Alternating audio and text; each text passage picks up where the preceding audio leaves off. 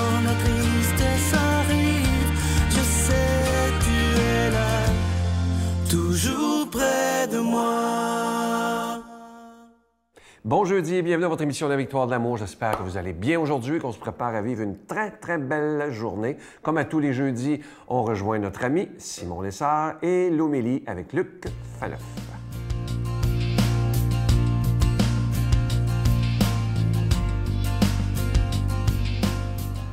Bonjour tout le monde. Alors aujourd'hui, dans notre méditation du Credo, on est rendu à la phrase « D'où il viendra juger les vivants et les morts ». Juger. C'est un mot, le jugement, qu'on n'aime plus beaucoup aujourd'hui. Souvent, on pense que c'est négatif, que c'est sévère, que c'est une question de punition. Mais vous savez, la justice, c'est aussi une bonne nouvelle. Recevoir, par exemple, un juste salaire quand on a bien travaillé, bien, c'est positif.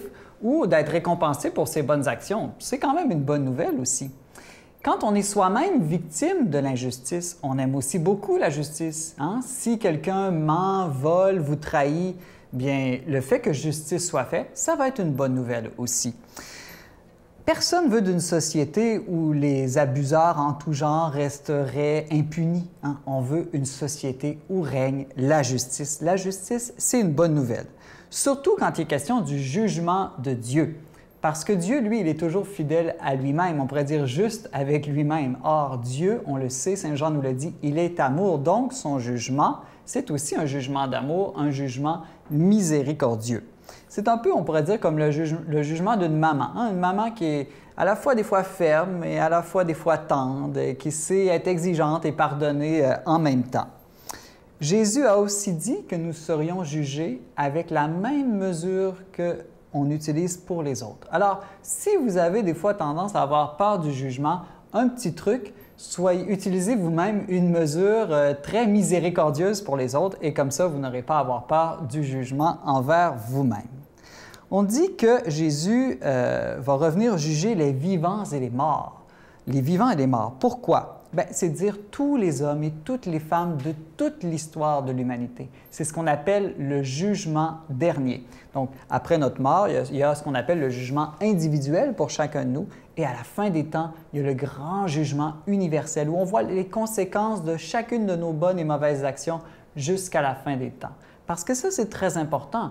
Dieu ne va pas juger seulement nos mauvaises actions, mais aussi nos bonnes actions. Hein? Par exemple, dans l'Évangile de Saint Matthieu, il est dit « Tout ce que vous avez fait à l'un de ces plus petits de mes frères, c'est à moi que vous l'avez fait. » Il est question du jugement dans ce passage-là. Donc, Jésus est là aussi pour juger tout le bien qu'on va faire ou qu'on a fait. Ça, c'est vraiment une bonne nouvelle. Vous savez, le jugement, c'est très important. Pensez à un médecin. Un médecin doit juger de votre maladie s'il veut vous donner le bon traitement. Pensez par exemple aussi aux Olympiques, à un juge de patinage artistique.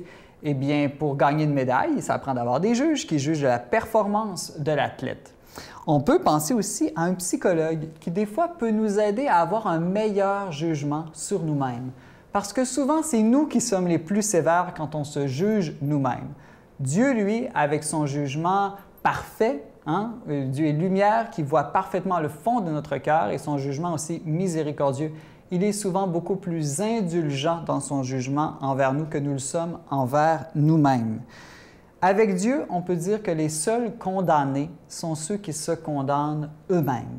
Au contraire, lorsqu'on s'abandonne au jugement de Dieu, on peut vraiment vivre dans l'espérance d'un jugement miséricordieux. Alors pour moi, le jour du jugement est toujours une bonne nouvelle. Notre Père qui es aux cieux, que ton nom soit sanctifié, que ton règne vienne, que ta volonté soit faite sur la terre comme au ciel. Donne-nous aujourd'hui notre pain de ce jour. Pardonne-nous nos offenses comme nous pardonnons à ceux qui nous ont offensés. Ne nous laisse pas entrer en tentation, mais délivre-nous du mal, car c'est à toi qu'appartient le règne, la puissance et la gloire pour les siècles des siècles. Amen. Mon Père, je m'abandonne à toi. Fais de moi ce qu'il te plaira. Quoi que tu fasses de moi, je te remercie.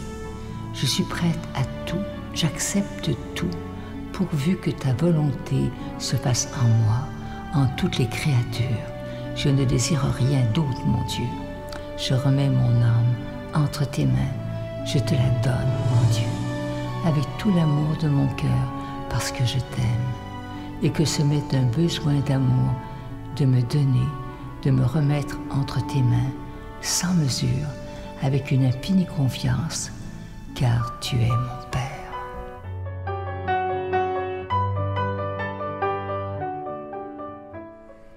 En ce mois de juillet, il n'y aura pas de cadeau du mois, mais je me permets de solliciter votre aide pour le ministère La Victoire de l'Amour. Vous savez qu'on existe depuis plus de 26 ans déjà, et je pense que le plus beau cadeau qu'on peut vous faire, c'est de vous présenter des émissions 7 jours par semaine sur le réseau TVA ainsi que sur Internet.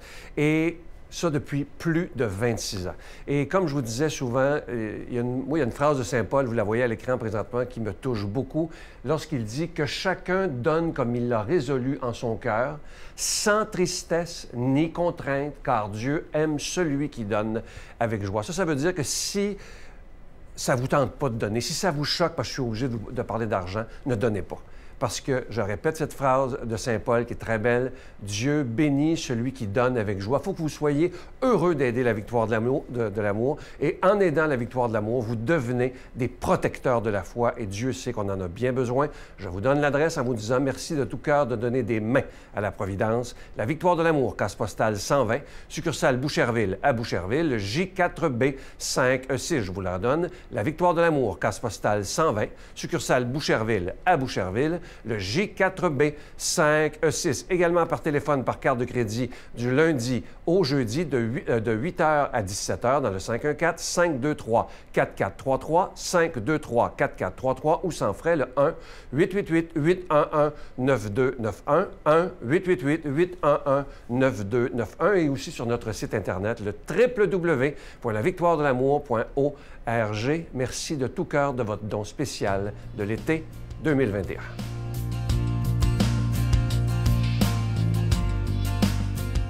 Mon Dieu, donnez-moi la sérénité d'accepter les choses que je ne peux changer, le courage de changer les choses que je peux et la sagesse d'en connaître la différence. Amen.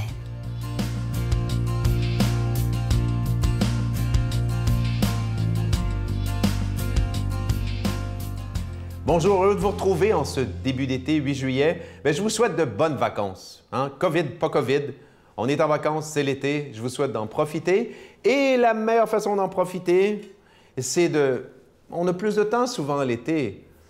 Voilà, de s'occuper de l'intérieur, n'est-ce pas? De la vie intérieure. Donc, voilà. Je vous souhaite beaucoup de bonheur si vous êtes en vacances, si elles arrivent bientôt. Et merci de votre belle fidélité. Et, comment dire, s'assurer que le soleil soit toujours à l'intérieur de nous. Vous allez se sentir toujours un peu en vacances parce que Jésus porte notre joug. Voilà, c'est de faire ce que vous faites, de nous être fidèles, surtout d'être fidèles à Jésus. Donc, on va voir que dans l'Évangile d'aujourd'hui, Jésus nous a rappelé que vacances, pas vacances. En fait, il n'y en a pas de vacances pour les missionnaires dans l'Église et qu'on est responsable de cette mission, chacune. Plus que jamais, depuis Vatican II, depuis 1960, l'Église nous l'a rappelé, on est responsable. Donc, demandons à l'Esprit Saint de nous faire prendre conscience, en écoutant cette parole de Dieu, de notre responsabilité individuelle dans la mission, grande mission de l'Église. Jésus disait aux 12 apôtres, « Sur votre route, proclamez que le royaume des cieux est tout proche. Guérissez les malades, ressuscitez les morts, purifiez les lépreux, chassez les démons. Vous avez reçu gratuitement, donnez gratuitement. Ne vous procurez ni or, ni argent, ni petite monnaie pour en garder sur vous, ni sac pour la route, ni tunique de rechange, ni sandales, ni bâton, car le travailleur mérite son salaire. » Sa nourriture, pardon. Dans chaque ville ou village où vous entrerez, informez-vous pour savoir qui est digne de vous accueillir et restez chez lui jusqu'à votre départ. En entrant dans la maison, saluez ceux qui l'habitent. Si cette maison en est digne, que votre paix vienne sur elle. Si elle n'en est pas digne, que votre paix retourne vers vous. Si l'on refuse de vous accueillir et d'écouter vos paroles, sortez de cette maison ou de cette ville en secouant la poussière de vos pieds, car, amen, je vous le dis, au jour du jugement, Sodome et Gomorrhe seront traités moins sévèrement que cette ville. Acclamons la parole de Dieu. Louange à toi, Seigneur Jésus. Donc, on est dans un contexte missionnaire et on ne doit jamais oublier que ma responsabilité, votre responsabilité missionnaire, la responsabilité de chaque chrétien baptisé, confirmé, c'est de participer à la grande mission de l'Église. J'ai dit la grande mission de l'Église.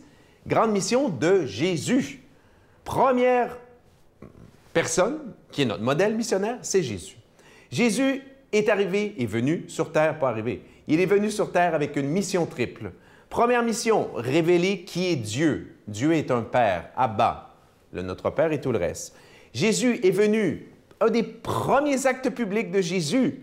Jésus aurait pu continuer à enseigner sans jamais choisir des gens, rassembler autour de lui, n'est-ce pas? Créer la nouvelle ecclésia, la nouvelle Église, le nouvel Israël autour de lui. Jésus, c'est clair dans les 4 évangiles, le tout premier geste de Jésus, « Hey, toi, viens, suis-moi. Hey, toi, viens, suis-moi. » Donc, deuxième chose, réunir autour de lui la famille du Père.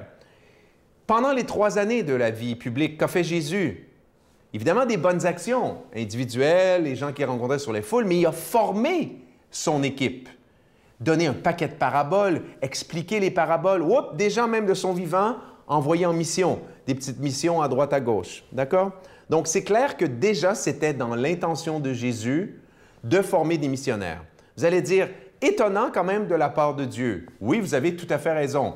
Étonnant, mais qui sommes-nous pour dire à Dieu, « Hey, tu n'aurais pas pu tout faire tout seul? » Non! Dieu a désiré, en nous créant des vis-à-vis responsables à l'image de lui, à l'image de Dieu, en nous donnant une intelligence, un cœur, des moyens, des jambes et tout ça, Dieu a voulu nous rendre participants de la mission de son Fils en son Fils.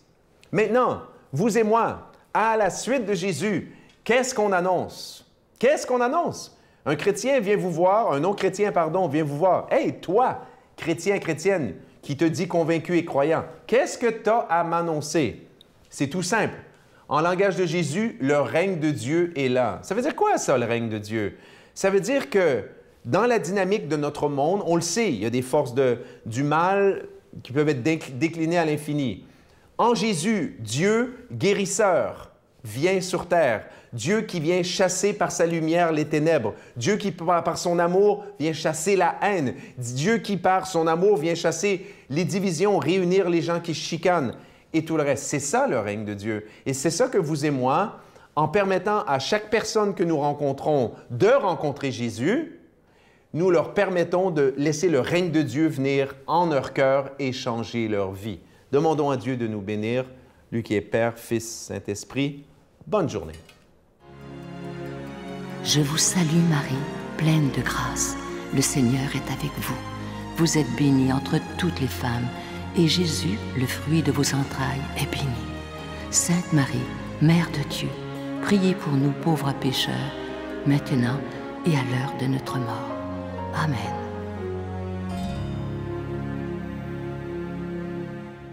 Avant de vous quitter, je vous laisse avec une pensée qui dit ceci, c'est très beau d'ailleurs. « Mets Dieu dans tout ce que tu fais et tu le retrouveras dans tout ce que tu vis. » Et ça, c'est tellement vrai. Si on pouvait prendre le temps et prendre conscience que lorsqu'on met Dieu dans tous les secteurs de notre vie, elle change complètement. Avant de prendre une décision, on en parle à Dieu. « Seigneur, éclaire-moi, quelle décision je dois prendre? Je ne veux pas me tromper. » Je vous le dis, essayez-le, mettez Dieu dans tous les secteurs de votre vie. À demain. Bye. Quand on prie, d'abord, on s'apaise. Moi, je dis, on se dépose, on est là. Donc, on crée les conditions gagnantes pour vivre des moments de sublime. Un jour, je serai unie avec les saints devant la beauté de ta face sans fin.